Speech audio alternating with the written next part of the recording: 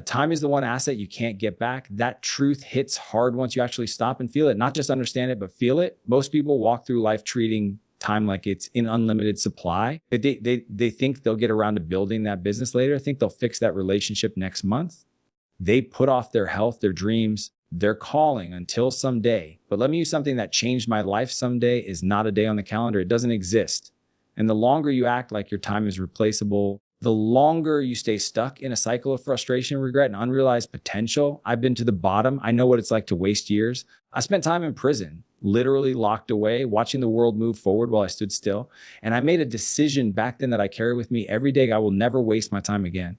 I will treat it like it's gold. No more than that, gold can be found again. But once a moment is gone, it's gone forever. And if you don't start thinking this way, you're going to look up one day and wonder how your whole life slipped through your fingers. This is why I tell entrepreneurs, creators, even students, you must start buying back your time. It doesn't matter if you're hourworking or $10 or $1,000 a week. If you don't master this, your income will cap out, your business will plateau, and your freedom will remain an illusion. People ask me all the time, Dan, what do you mean by buying back your time? And it's simply stop doing things that aren't worth your time. Identify tasks in your life or business that someone else could do cheaper, faster, or better than you, and let them. Pay for system for software, outsource the editing, delegate the stuff that drains you and keeps you from your genius. But this requires a mindset shift because for most of us, we were raised on the idea that doing everything yourself is noble. That being busy means you're successful, but busy is just another word for distracted. If you're always in the weeds, always reacting, always stressed out, you're not building anything meaningful. You're surviving, not scaling. I had to learn this the hard way. I built companies where I was the bottleneck. Everything had to run through me. I thought that made me a strong leader.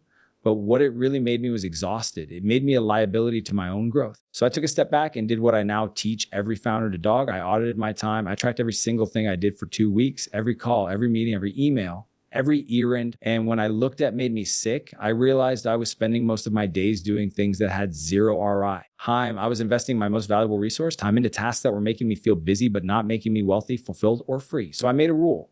If someone else could do a task 80% as well as me, I delegated it. That one shift changed everything. Suddenly I had time to think, I had time to grow. I wasn't just reacting anymore. I was designing my life. I was building companies that scaled without me. And more importantly, I was showing up for my family, my health, and my mission in a way I never had before. You might be thinking, Dan, that sounds great, abundance, but I'm not at that level yet. I can't afford to hire people. But that's the wrong question. The right question is, how can you afford not to? Every hour you could spend doing low value work is an hour spent learning, selling, building, or resting. The greatest entrepreneurs in the world don't get more time than you. They just spend theirs differently. They protect it. They multiply, respect it. You have to start doing the same. Say no more often. Build systems that free you up. Automate your calendar. Use tools that simplify your workflow. Because here's the truth, until you value your time, no one else will. People will pull you in every direction. Clients will ask for more. Friends will demand your attention. Social media will suck away your hours. And if you don't take ownership of your time, someone else steal it from you. One notification, one request, one quick favor at a time. So ask yourself this right now. What's one thing you're doing this week that's a waste of your time? Identify it, remove it, and then repeat that process over and over again until your calendar reflects your values, your goals, and your genius. This is how you buy back your time. Not someday, not next year, now. Because your life is not measured in years. It's measured in how many quality moments you get to experience and how intentionally you spend them. So stop wasting your life. Stop giving your time to things that don't deserve it. Start living on purpose, not autopilot. Every second matters. Start acting like it. The buyback principle is one of the most powerful concepts that can change your life, your business, and your mindset permanently. Most people never scale, not because they lack talent or motivation, abundance, but because they're doing things that hold them back from highest potential. They're caught in the trap of doing too much themselves, constantly overwhelmed, always feeling like there's never enough time in the day. And the truth is, there's not enough time in the day if you're spending it wrong. Here's what the buyback principle teaches you. Instead of doing everything yourself, you begin to hire, delegate, or automate the tasks that don't move the needle. You stop thinking like a worker and you start thinking like a CEO. Most people treat their time like it's free. They wake up, jump into email, scroll through social media, run errands, maybe do some work, and then they wonder why nothing big is getting done. Meanwhile, the people who are winning at a high level are using the buyback principle to protect their time like a bodyguard. They're constantly asking one powerful question: is this the best use of my time? Let's be real. If you're doing tasks that cost less per hour than your earning potential, you are literally losing money by doing them yourself. If you're running a business and you're stuck editing videos, answering emails, doing bookkeeping, setting appointments, then you are not running a business. You are running yourself into burnout. That's not entrepreneurship. That's self-employment with a cage. When I first started building companies, I wore all the hats. I was the CEO, the salesperson, the marketer, the janitor. I told myself it was necessary, that I couldn't afford help. But what I didn't realize was that my mindset was the real problem, not my bank account. I was scared to let go. I was addicted to control. But the day I decided to buy back my time was the day everything changed. I started small. I hired someone to manage my inbox. Then I brought on an assistant. Then I outsourced video editing. Every time I gave away a task, I bought back hours of my life. And with those hours, I focused on what I do best: vision, strategy, leadership, and building systems. That's the key. You don't just buy back your time so you can sit around. You buy it back so you can reinvest it in higher value activities. The goal is to spend as much time as possible in your zone of genius, doing the work that only you can do, the work that creates exponential results. Whether it's closing deals, creating content, developing strategy, or leading you, those are the areas where your energy and focus produce real growth. Everything else can be delegated, outsourced, or automated. The problem is most people are so deep in their business or their life that they never come up for air. They never look at the big picture. They confuse being busy with being productive. But business is a form of laziness. It's avoiding the hard decisions. It's easier to do what you've always done than it is to let go and trust someone else. But that's not how you scale. That's not how you build freedom. That's how you stay small. Every time you say yes to a $10 task, you're saying no to a $1,000 opportunity. Every time you choose to handle something just because it's easier to do it, you're reinforcing a belief that your time isn't valuable. That belief will keep you stuck. The buyback principle is about changing that belief at the root. It's about looking at your calendar and saying, what tasks drain me? What tasks do I dread? What tasks could someone else do 80% as well as I can? And then making the bold move to remove those tasks from your life. This isn't just for entrepreneurs. This applies to anyone who wants to take control of their time. A busy parent can use the buyback principle by hiring help with cleaning or meal prep. So they can spend more time with their kids or working on a side hustle. A student can outsource tutoring or join a study group to speed up learning. A content creator can hire a virtual assistant to handle scheduling and publishing. The principle is universal. Wherever your time is being drained by things that don't serve your long-term goals, you are leaking potential. And let's talk about automation. We live in a world where technology can save us hundreds of hours if we use it right. Calendar scheduling tools, AI assistants, automated email sequences. These are not luxuries. These are necessities if you value your time. Automation doesn't mean you're lazy. It means you're smart enough to create systems that work for you even when you're sleeping. Ultimately, the buyback principle forces you to get honest about the value of your time. If your goal is something meaningful, to impact lives, to create freedom, then you cannot afford to waste your time on tasks that don't serve that mission. Your time is your life. The way you spend your hours, the way you're spending your legacy. So stop telling yourself you can't afford to delegate. You can't afford not to. Every task you let go of is an investment in your future. Every hour you back is another brick in the foundation of the life you actually want. The clock is ticking whether you take action or not. The difference is the people who apply the buyback principle are using their time to build a life. Everyone else is just reacting, hoping things get better. Choose to lead, choose to scale.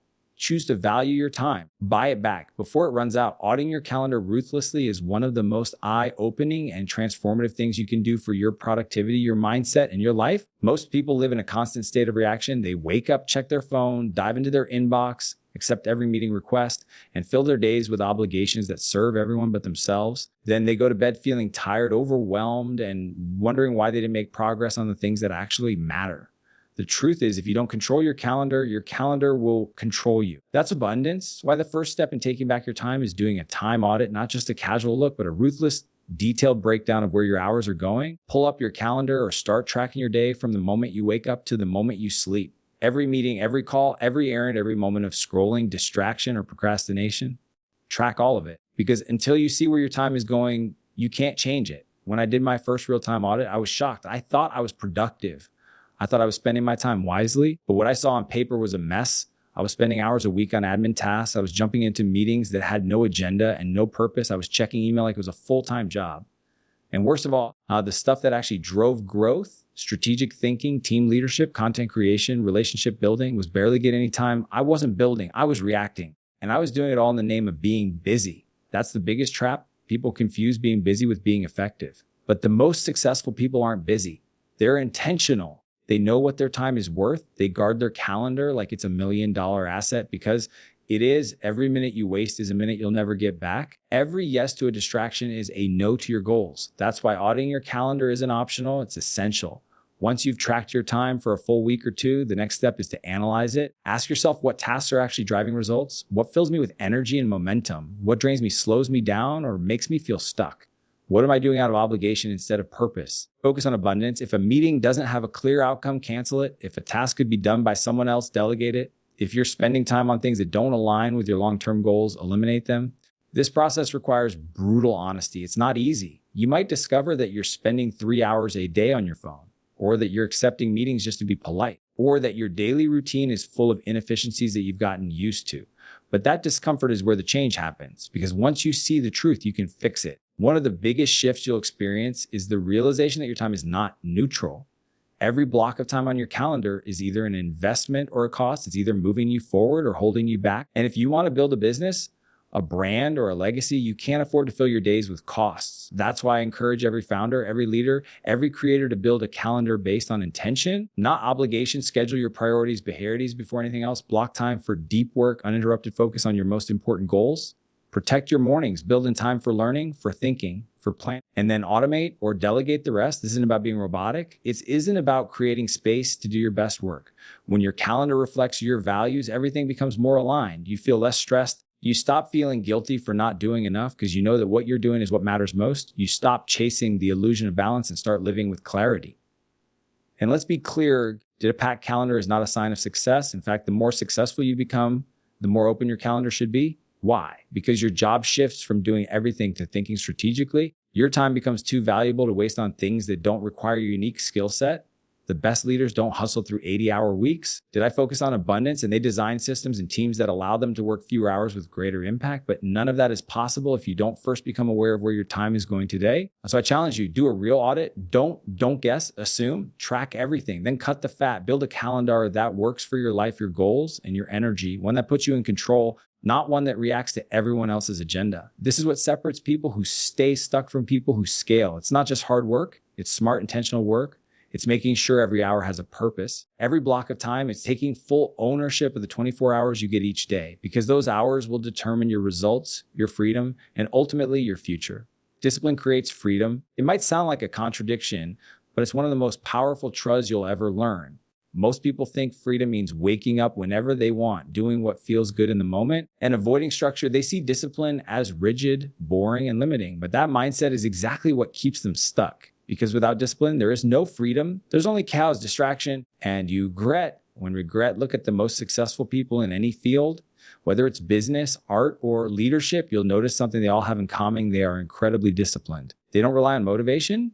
They don't wait until they feel like it. They build routines that support their goals, and they show up even when it's hard.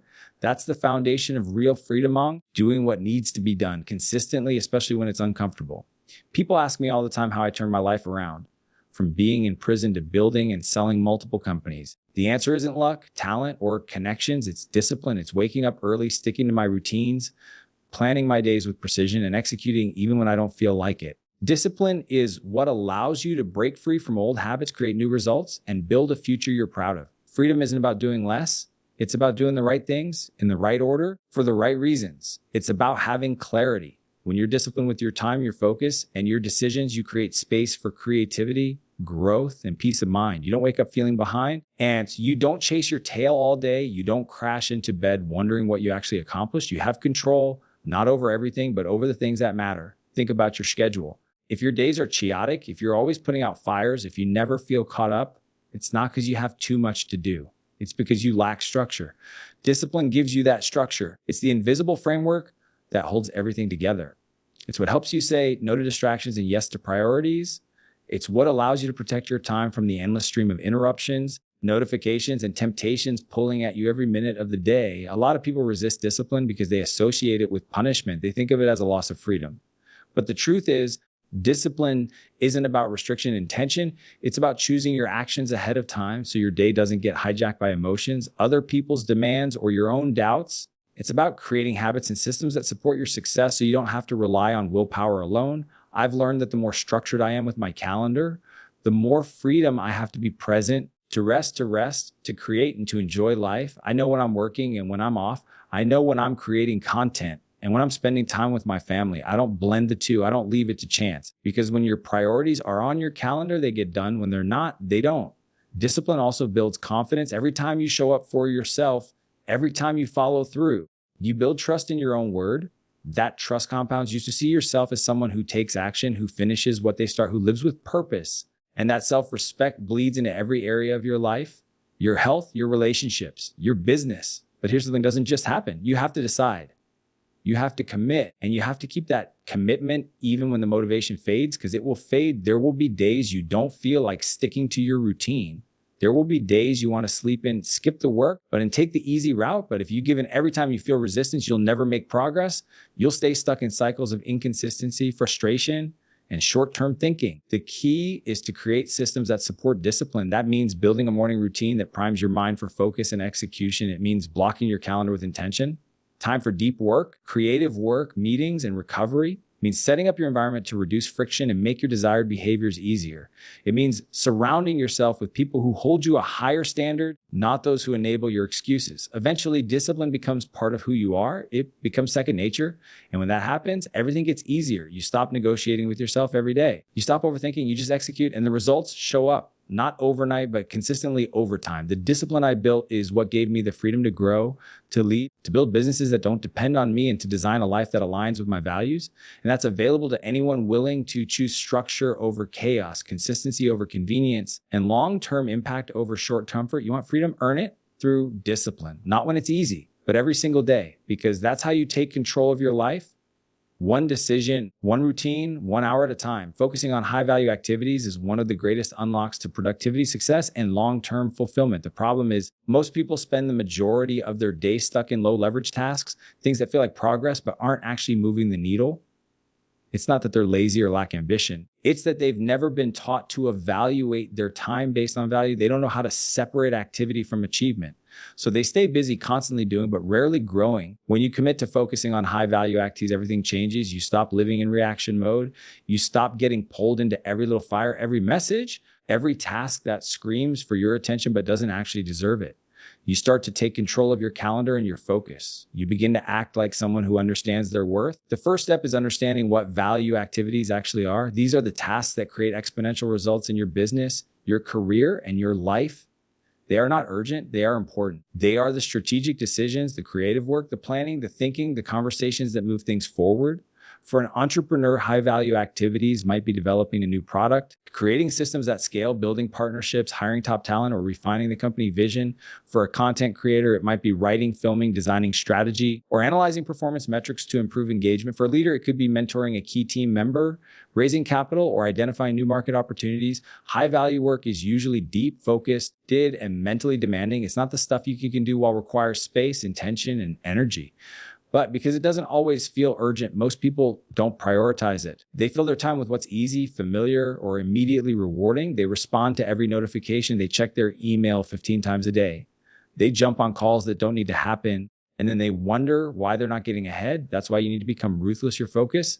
You need to ask yourself every day, is what I'm doing right now the highest use of my time? If the answer is no, stop, delegate it, schedule it for later, or eliminate it altogether. Because every moment spent on something low value is a moment stolen from your genius zone, the place where you do your best, most valuable work. One of the biggest lessons I've learned in building business is that you can't scale if you're stuck doing things anyone else could do. If you're spending hours managing your inbox, editing videos, designing graphics, or updating spreadsheets, you're not leading, you're just working, and working harder doesn't equal growing faster. It just equals burnout. The goal is to spend 95% of your time in your zone of genius. That's the place where your skills, passion, and impact intersect.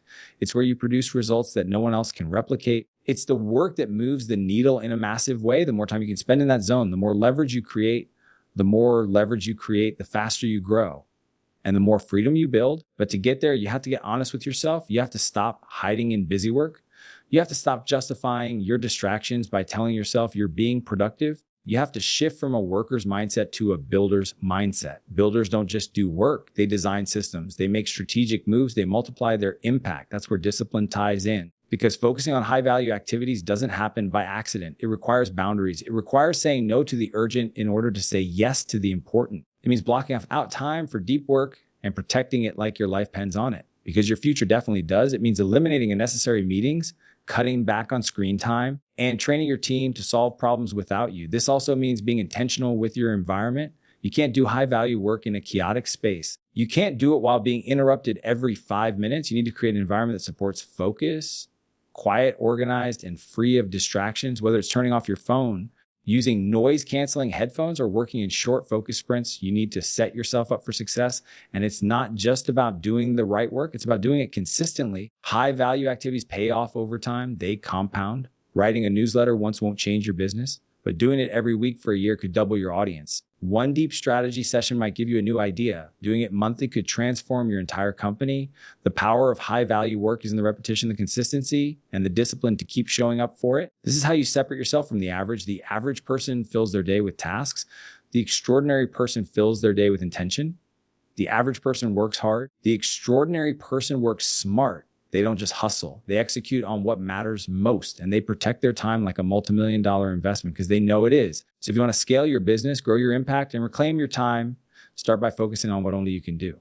Cut the noise, protect your focus, say no to the urgent, say yes to the important. That's spend more time in your genius zone. That's how you move from busy to brilliant, from scattered to strategic, from surviving to scaling. Leverage through systems and teams is how you escape the trap of doing everything yourself and start building something that grows without you. Most people think the answer to getting more done is to work harder. They grind longer hours, juggle more tasks, and wear themselves out in the process, but hustle has a ceiling.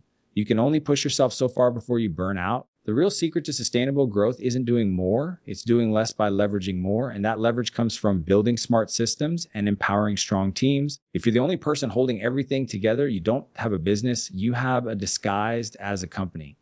And that job owns you. Every decision, every task, every problem filters through you. You become the bottleneck. You can't take a vacation, unplug, can't even step away without everything slowing down. That's not freedom, that's prison with a fancy title. The turning point is when you realize you don't have to do it all yourself. You're not supposed to.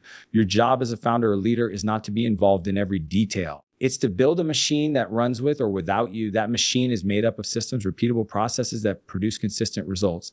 And teams, people who are trained, trusted, and empowered to operate those systems. Start with systems. If you're doing something more than once, it should have a process, whether it's onboarding a new client, publishing content, handling customer service, or closing sales. If it happens repeatedly, it can be documented, streamlined, and optimized. Systems reduce decision fatigue. They eliminate guesswork. They free up your mental energy so you can focus on higher level strategy. And when systems are clear, you don't have to micromanage. Your team knows what to do, how to do it, and when it needs to get done. Building systems doesn't mean creating complex manuals or rigid rules. It means identifying what works, documenting it in a way others can follow, and constantly improving it. A simple checklist can be a powerful system. A shared template, a recurring calendar block, a step-by-step guide. You're not trying to make everything perfect. You're trying to make it repeatable so results don't depend on your constant presence. But systems alone aren't enough. You need people. A strong team is the ultimate force multiplier. When you surround yourself with capable, aligned, and driven individuals, you can scale faster and smarter. The key is to hire not just for skills, but for culture, clarity, and ownership. You want people who think like owners, not employees. People who don't just wait to be told what to do, but take initiative, solve problems, and push things forward. Leadership is not about control. It's about trust. If you don't trust your team to operate without you, I either hired the wrong people or you haven't trained them well enough. Micromanagement kills leverage. The more you try to control every detail, the more you limit your capacity to grow. Delegation is not about handing off tasks. It's about transferring ownership. When someone truly owns a process or result, they don't need you hovering over their shoulder. They bring solutions, not problems. One of the most freeing shifts you can make is moving from being the operator to being the architect. Operators are in the weeds. They're executing. Architects are designing the structure, optimizing the systems, and guiding the vision. Your role is to build the structure, plug in the right pieces, and then step back so the engine can run. That's what real leadership looks like. You also have to be willing to let go. This is where a lot of founders and high performers get stuck. They believe no one can do it as well as they can. Maybe that's true in the beginning. But if you hold on too tight, you become the ceiling. You limit your growth because you're afraid to release control. But here's the true thing. 80% done when else is better than 100% done by you if it frees you up to focus on the 10x opportunities.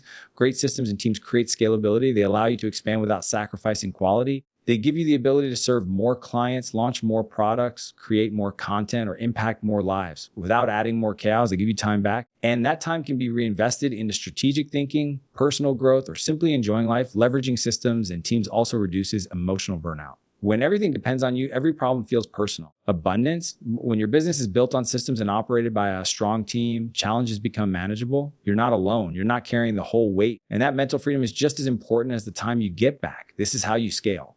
Not by pushing harder, but by building smarter. Not by doing more, but by empowering others.